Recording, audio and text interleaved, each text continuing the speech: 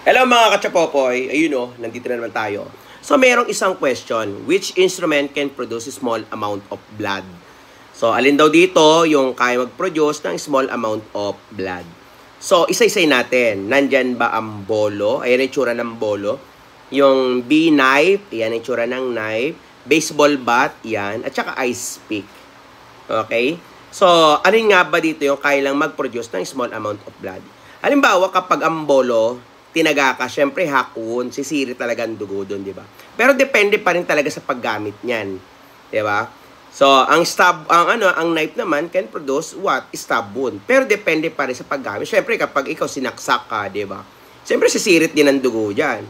Lalo na baseball bat. Halimbawa hampasin ka sa muka, di ba? Sa pulgito, pumutok, ang daming dugo.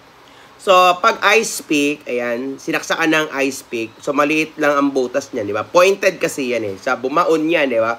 So, paghugot niyan, konti lang talaga ang dugo na lalabas diyan.